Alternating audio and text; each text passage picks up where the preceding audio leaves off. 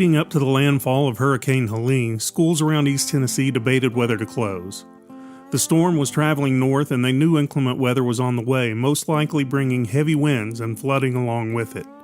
There was no reason to be open with the chance of dangerous travel or losing power.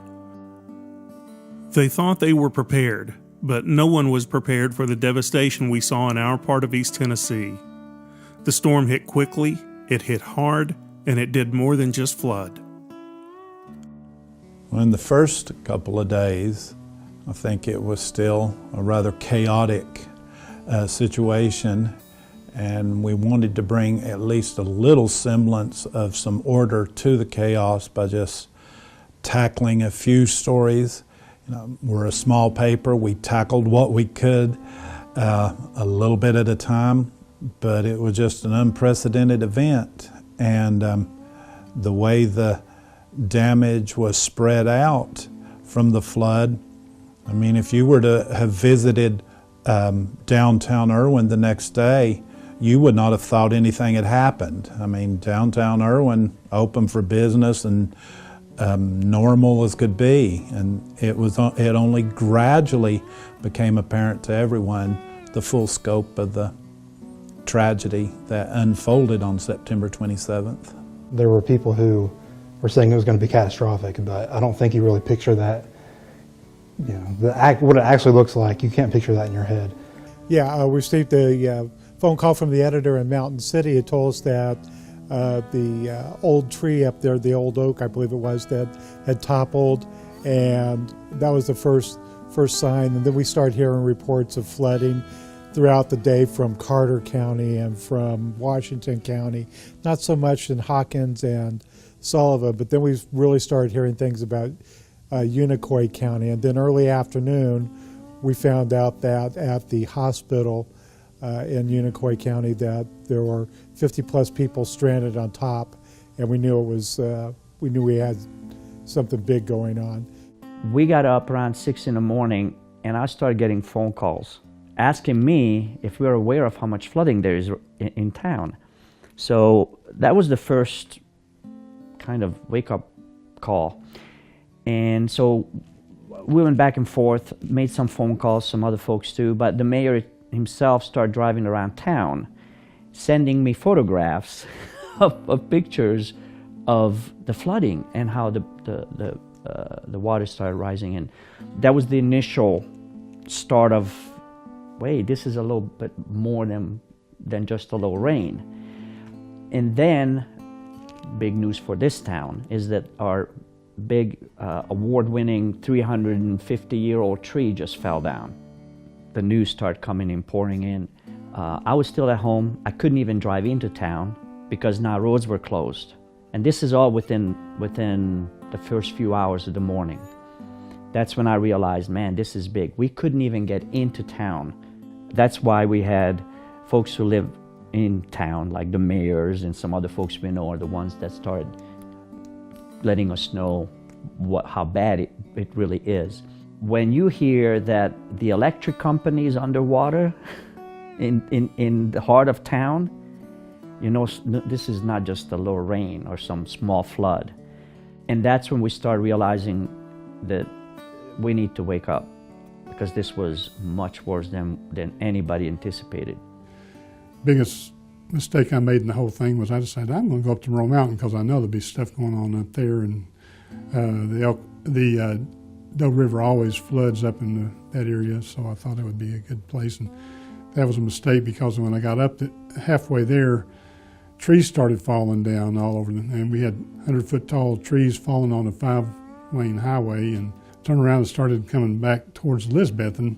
This is on Highway 19E, and just about missed a huge electrical line that was hanging right at windshield level across all 5 lanes of traffic. And for the next 2 or 3 hours, I was trapped there, spending my time watching trees fall down across the highway. And then I realized later they weren't just keeping traffic from going forward because of the down power line. It turned out that all of Hampton was flooded at the time, and there was no place to go, so they kept us up there. So I didn't get to see a lot of it. We had every person across all 5 newsrooms working on this story by that point. Making phone calls, going out into the field. Reporters need to have legs. They were heading out, getting to the scene, coming back in. Every editor was working on it, gathering information, posting stories to the websites. Information was coming in faster than we could really process it. It was a long day. It was a long several days. But we knew as soon as we heard about what was going on at the hospital in Irwin that we needed to scramble and try to get images, try to get photos, pulling out all the stops. We finally got some photos from the Virginia State Police who helped with the rescue, plucking people from the rooftop at the hospital. I was instructed to go to Irwin because the hospital was evacuating, Unicoi County Hospital. And so I drove over there, and as I was driving over there, I was on I-26, and there was water pouring onto the road. And that was kind of the first sign that I saw that, wow, this may be actually pretty bad. The wind was tremendous, and before I left, I was looking out the window across the street, and there was, I guess, metal on top of a building up top across the street. It was coming off of the building, and I could see it go flying by. So I thought the wind was going to be the biggest factor, but it was actually the water. The water was just pouring onto the road, and as I pulled up onto the ramp, I looked over and I saw just water flowing all across, in all directions, just water just knocking stuff over, going through buildings, going through walls of buildings. There were people across the way at the hospital, and they were about to be evacuated. They were just getting onto the roof, and they had kayakers, swift water rescue teams who were going towards the building, and I wasn't exactly sure what I was looking at because this was the second or third month I'd been there, and so I wasn't really familiar with Unicoi County in the area. And so when I saw the hospital, I didn't know I was looking at the hospital at the time. I was able to report on Joseph Sneed, who works at the Unicoi County Hospital. I got to report on his point of view. He kind of went over the details of what people were feeling at the time, and there were plenty of people on the hospital roof that needed oxygen tanks while they were waiting to be rescued, and Sneed had to go back in with some officials to get extra tanks for them. Overall, just that process of them getting off the hospital roof, I think, was an incredible effort done by emergency services, and it was really special to hear that kind of heartwarming story in a time of disaster. Up in the hollers, here in Mountain City and Johnson County, literally mountain roads were just gone. Pavements, asphalt gone. Up in the mountains where people were getting stuck. Now those calls will start coming in while they still had power, but that was gone too. And so once all those started building up, and on top of it you got main routes like State Route 91 going north of town, a dozen places the road just washed away. Major route to Boone, from Mountain City to Boone south of town, thousands of people take that road to work. A dozen spots were washed away, and these are, we're talking major flooding. When the day was over, we knew this is going to be bad.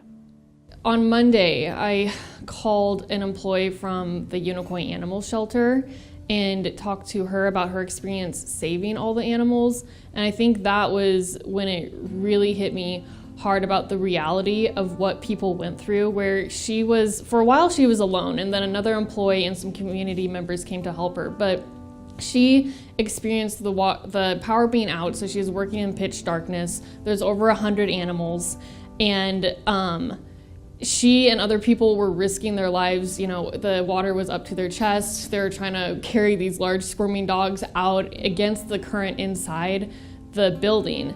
And I think that's when I just realized the whole reality of the situation, where, you hear about the flooding, but you don't always hear about people's firsthand experience of when the moment that they thought they were going to die, but they were still going to keep going to help other people or to help the animals.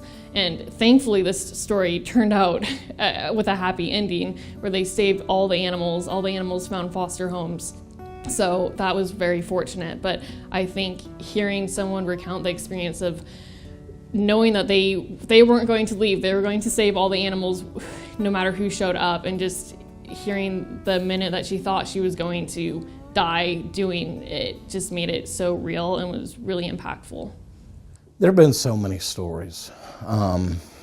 One in particular is Grace Teeter's story that she did about the aftermath. She went out to cover South Washington County. We had gotten a tip that there was some people helping out, and she kind of tagged along with them.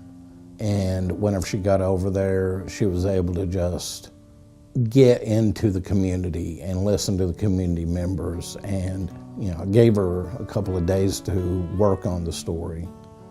And she wrote the story, and it was heartbreaking. And I can tell you right now, it's the first time in my life that I've ever read a story and just tears came to my eyes. And I was just sitting there and I was reading it, and, you know, I'm sitting there trying to edit it, and I'm like editing with just bawling at the same time.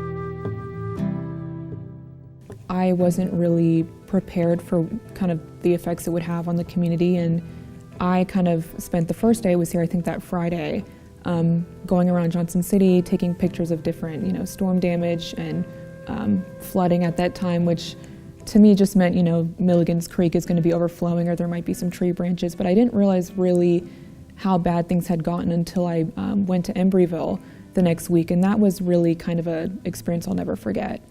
It's right near the Nolichucky River, so as we all know at this point that really rose and kind of overflowed in record time.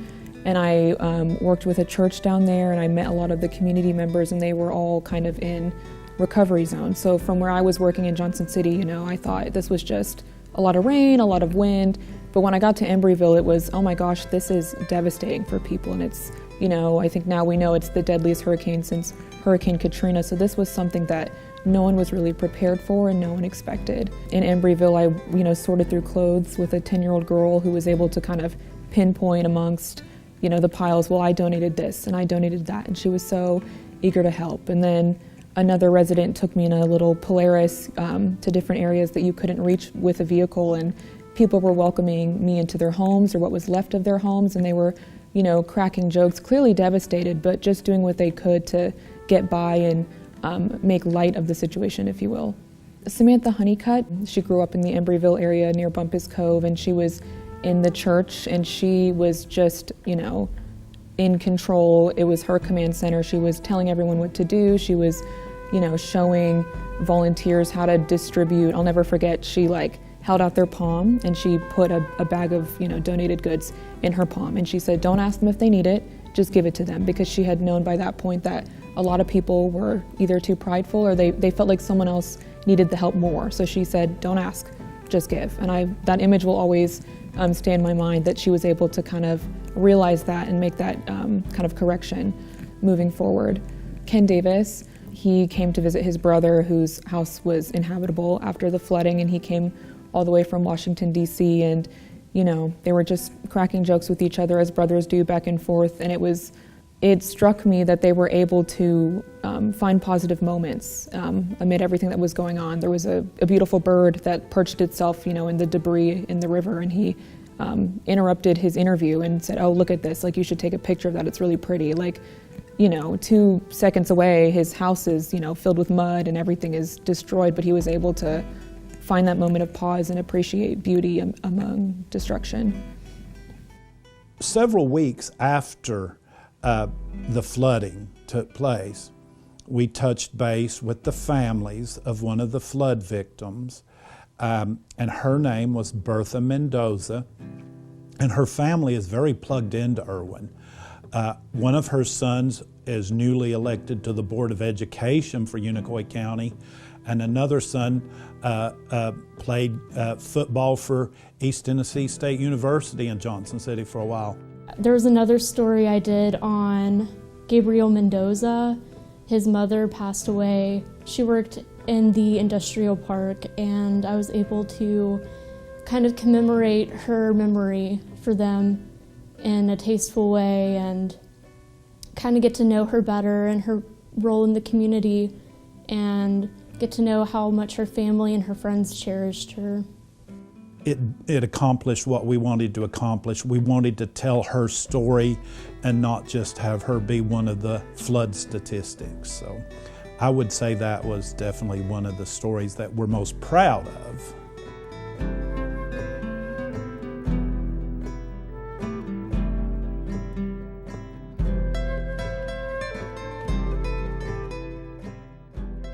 The area around the Nolichucky was decimated, losing homes, lives, and businesses.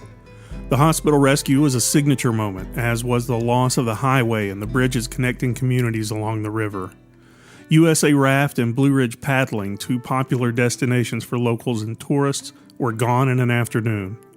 An entire industrial park washed away. And then there was the tragedy of Impact Plastics. 6 of their employees died in the flood.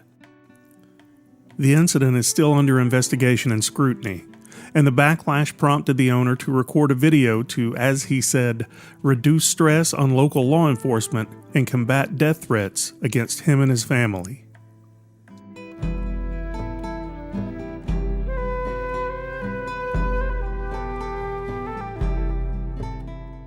I went to Governor Lee's, I think his first press conference in Eastern Tennessee after Helene had hit, and he was standing on I-26 on that bridge that collapsed. You could see the rubble of, the factories and everything, and being able to see that firsthand. Also drove through Irwin when I saw about 100 people standing outside. I think it was City Hall in Irwin. They were trying to expedite unemployment applications and benefit applications. A lot of those people who didn't have a lot to start out with in the beginning were now frantically, what am I going to do? How am I going to sustain myself and my families? FEMA has helped with a lot of information, and we've been getting a lot of that kind of information going out to the readers, and already we've seen where FEMA has changed policies just because of this flood. I think they're more used to flatland floods in Florida and Louisiana. This is causing them to change their policies while they're in midstream, and so it's keeping us current with these changes that FEMA has never had to really deal with in this in-depth nature. Uncle Johnny's Nolichucky Hostel in Irwin. People who hike the Appalachian Trail, they often stay there whenever they pass by it. And that was one story that stuck with me because just the amount of damage and debris that was there after the flood, it was just mind-boggling. The pictures he showed me of how much debris there was just laying around, and even after I went there, maybe a month later or so, it was just the amount of work that he and volunteers had put in to get that back up and, well, not running, but to clear the debris. It had to be an insane task. There was just so much of it that he was talking about how it was up to his waist in all directions. And the fact that they were able to clear all that out and with volunteer help, it's inspiring actually, because just the amount of work that would have to be put into that is crazy.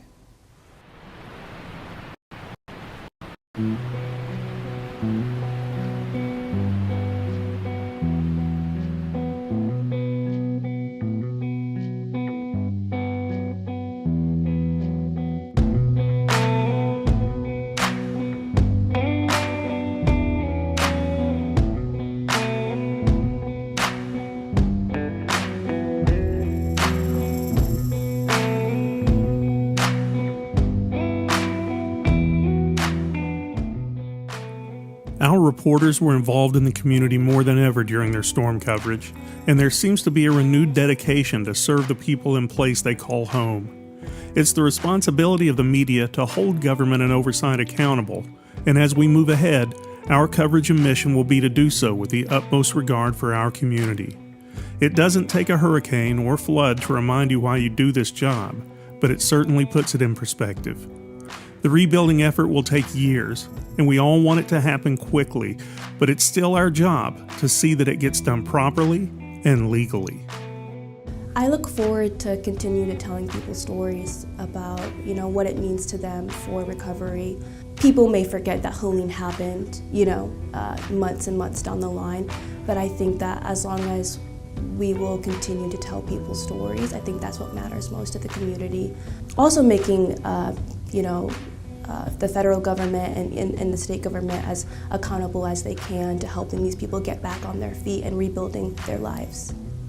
Well, from the get-go, we were in the heart of everything. Of course, as so many other news media organizations, but in a small town like this, we are the only media. We're the only press. So a lot of folks rely on us for information. We went from church to church. We went to, of course, the main recovery centers and things like that. So we promoted as much as possible. We took a lot of photographs just to let people know what's going on. We made sure that everybody was aware of where they can pick up items. And of course, there were some other situations where people were confused or they didn't know how to get certain items and they were confused as to where to get help. And we were glad to be a part of that. One of the things that bothered us is how many folks were turned down, not receiving help that they thought they would. One of the biggest issues that we needed to help promote is that just because they were turned down by FEMA or denied their request, that was not the end of it. They needed to go back. And folks around here just lost faith, lost hope. They saw that all they saw was denied and just tried to do everything on their own, which did not surprise me. People here, they don't need anybody. Everybody has a truck, everybody has all the tools that they need to cut trees and clean things up. So that's something is still on us to continue to encourage, don't give up. And the other thing we're trying to do now is we're focusing on letting folks know that the community is still there for them. Well, from day one, we've posted all of our stories for free in front of our website. And going forward, you will not need a subscription. We're doing that as a public service for public safety, keeping everybody informed what's going on. When the storm affected Irwin, that people were cut off and there was no electricity, they had no internet service, no cell service. The print product was how people got information. We're covering a number of different angles from the health of the Nolichucky River. Stories such as divers who went in the first days are now developing river rash. So that's a threat that we need to continue to look at. The EPA has a full-time specialist in Irwin monitoring everything from the sewage plant to the river. We need to keep on top of that. There's the investigation of the people who died at the industrial park in Irwin, so we need to stay on top of that. We don't know what the long-term environmental effects will be, so this story will continue to unravel and unspool for the next months and years.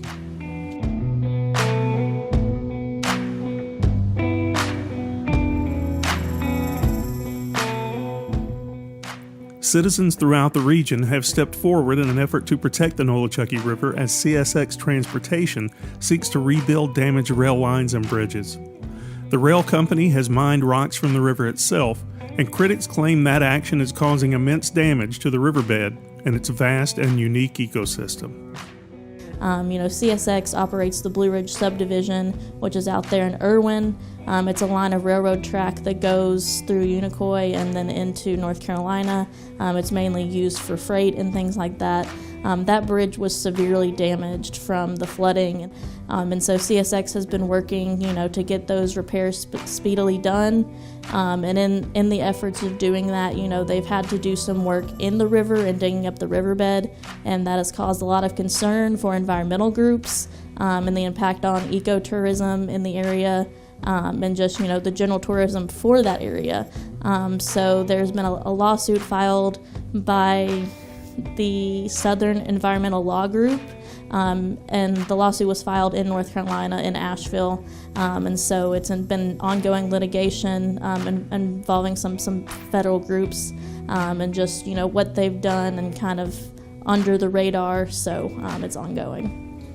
Well, moving forward, we're going to have to play the role of watchdog. There's going to be millions of dollars pumped into this community.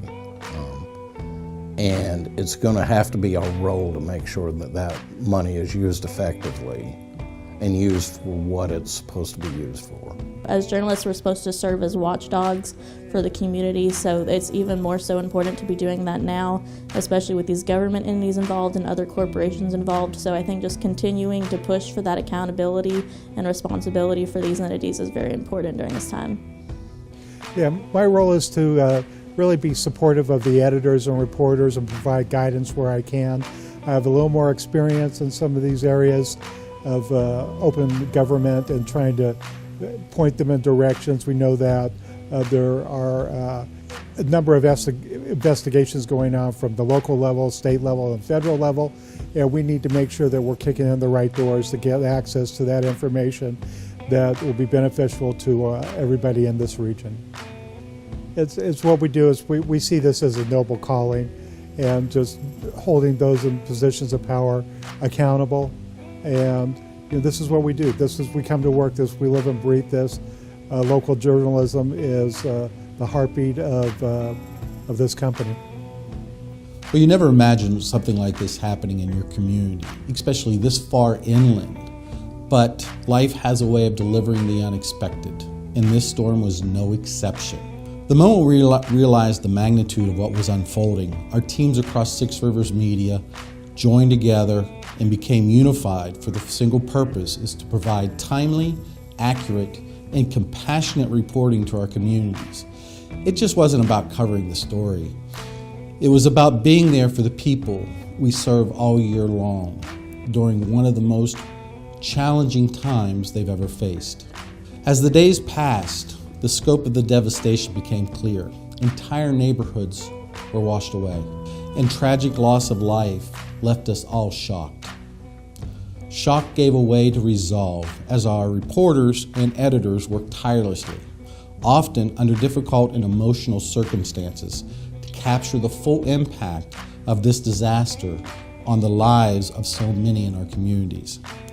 I'm incredibly proud of the dedication and teamwork our staff displayed through this crisis. Initially, our focus was reporting what was happening in real time, tracking the storm's path, the damage it caused, and the immediate effects on our communities. However, as the situation evolved, so did our mission. We quickly shifted to covering stories to rescue and recovery efforts, highlighting the resilience and courage of those impacted. From there, our focus turned towards solutions, informing our readers about ways to help, whether by donating resources, volunteering, or supporting local relief efforts.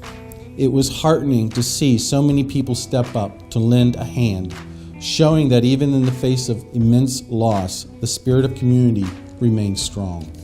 Through it all, this experience reminded us of the vital role journalism plays during times of crisis. Not just to inform, but to connect, support, and inspire.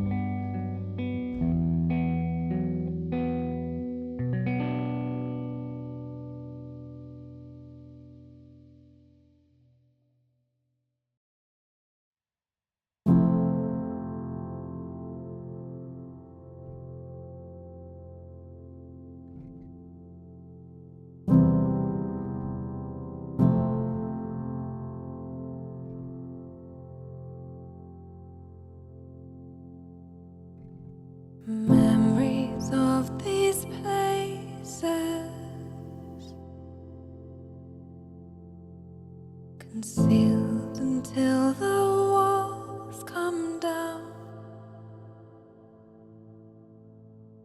releasing every moment in between.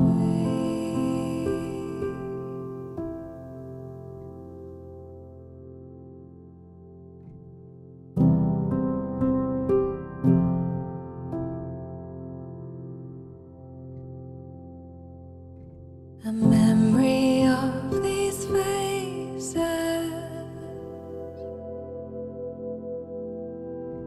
fading as the years go by, reflected